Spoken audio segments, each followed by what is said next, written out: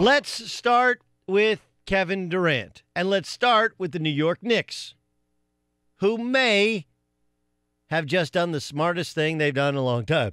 Some people believe that what the Knicks are doing is called the "you look fat in those pants." You're not familiar with the "you look fat in those pants"?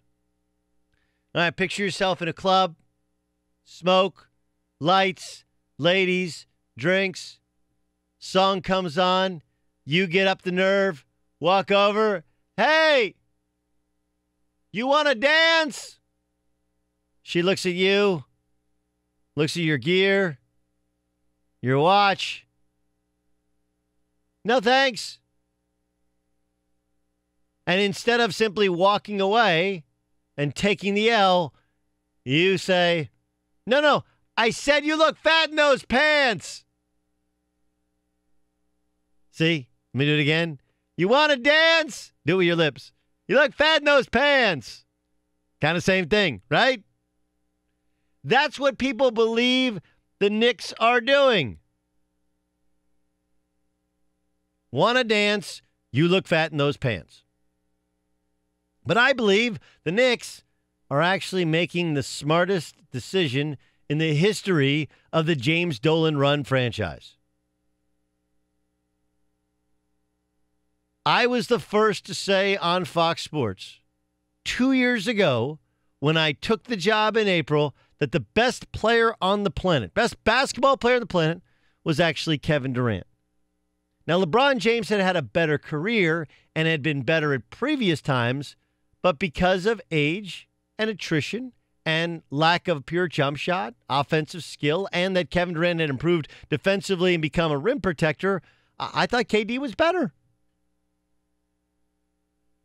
And in the next two NBA finals, he proved to be better than LeBron James. And finally this year, people were saying, hey, LeBron James might not be as good as Kevin Durant, and then he didn't make the playoffs. And it wasn't until he got hurt the first time in the playoffs that people started to say, you know what? Kevin Durant's the best player on the planet. But Kevin Durant is likely to not play most of, if not all of, this season. When he returns, he'll be in his early to mid-30s, competing with a torn Achilles tendon a repaired Achilles tendon. The same injury which ended Isaiah Thomas's career. The same injury which Dominique Wilkins was never the same from. Kobe Bryant was never the same from. I mean, you go back through, and most every guy who had an Achilles tendon tear was not the same. Then you add in the fact that KD's broken his foot twice. He broke it, had surgery, didn't take, had it fixed again. He's got some weird leg, feet thing. 7-footers have tendency to that. And he's in his 30s. And if you're the Knicks, like, go back through the Knicks' recent history. Coutinho Mobley, heart problem. Amari Stoudemire, terrible knee. Kristaps Porzingis never recovered from the knee injury. That's why they had no problem trading him.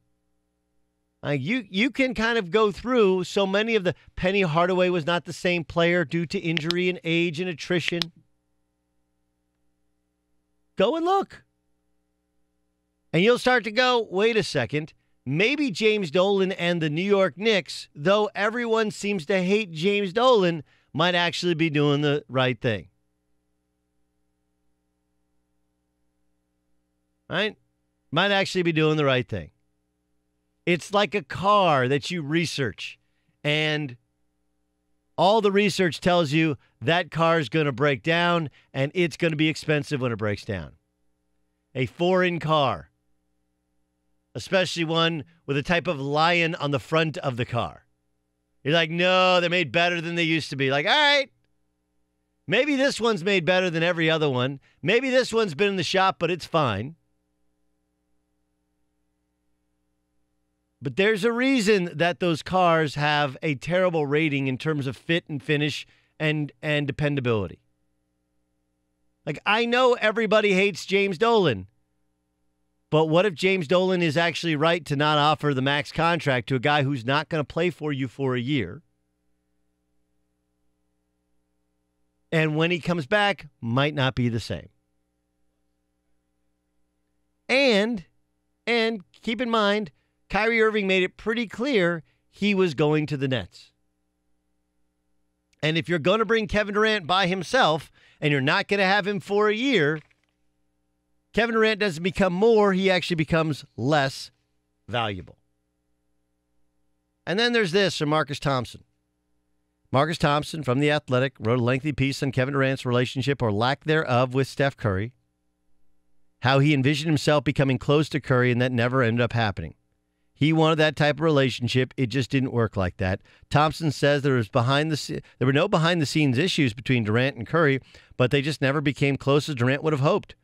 Their lives off the court are much different. Curry's married with kids. Durant is single. That's really what it comes down to, right? Like, if you have a wife and kids, like, single people just don't understand. Like, what are you doing on the weekend? Like, sports? Who are you hanging out with? I don't know, my kids' friends, parents. Really? Yeah. Their friends become your friends.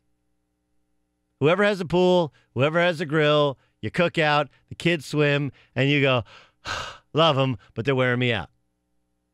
Whereas single people sleep till 10 or 11 o'clock. If you have kids, can you remember the last time that you slept until 9 o'clock? They're always up early. Always, always, always. You don't know what to do with yourself. That makes complete sense. And Steph Curry is a legit dad and a legit married dude. He has his own interests, his own hobbies, his own life. They don't live near each other. They simply work together. And sports is a business, and business is all the same. Every business is a people business, a relationship business. Whereas Kyrie is kind of a wandering soul, so too is Kevin Durant. Kyrie is single, so too is Kevin Durant. Both guys are on their phone. Both guys are on social media. Both guys like to travel around. Both guys are kind of like modern-day basketball hippies. And so they found kind of like voices. What's amazing about it is the Brooklyn Nets. And look, if my wife and I have one regret, CBS moved me back to New York. I was out here for 2 years. And they said, hey, we want you to broadcast from the city. We never looked in Brooklyn. And had we'd be multimillionaires because everything we would have bought would have doubled in value. Like, it's on fire in terms of property value. Now, we didn't do it because we're not concrete jungle sort of people. They have parks and they have really cool stuff. But I got a little dude who likes to be outside playing ball, playing sports, doing whatever, running down the street, and you still don't do that necessarily in Brooklyn. But Brooklyn is awesome. Awesome. The transformation in Brooklyn is that which people are going to copy for years to come and are copying for years to come.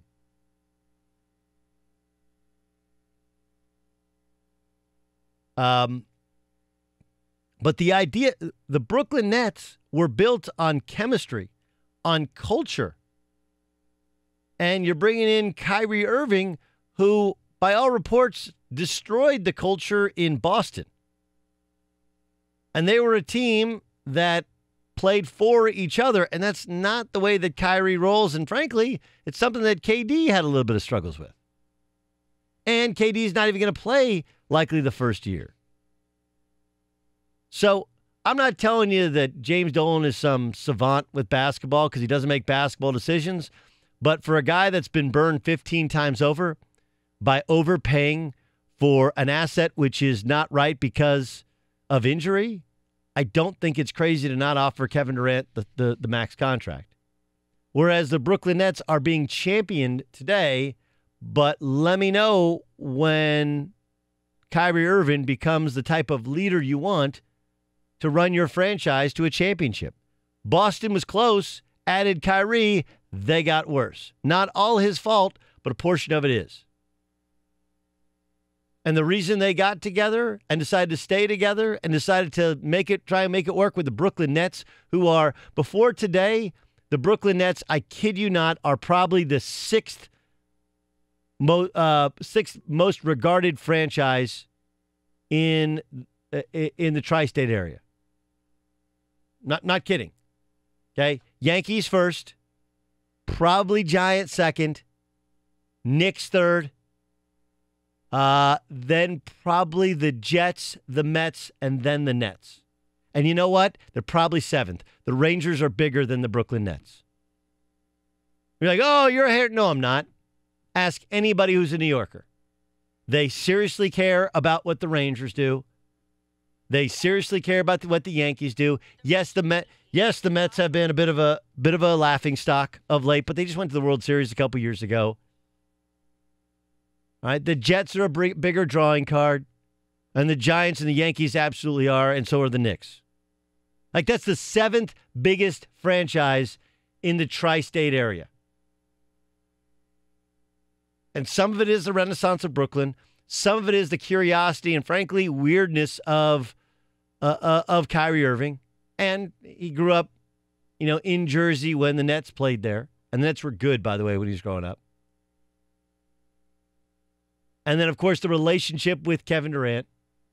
And let's not also kid ourselves, the negativity surrounding a James Dolan-owned ball club doesn't help either. But that was an incredible, potentially transformative day. But I'll point out to you that the Lakers once upon a time thought, Dwight Howard, prime of his career, back surgery, he'll be fine. How'd that work out? There was a time last year when a team had great culture and added Kyrie Irving as their starting point guard and thought, we're going to win an NBA championship. How'd that work out? And I look at the New York Knicks, and I think to myself, there's a Garth Brooks song.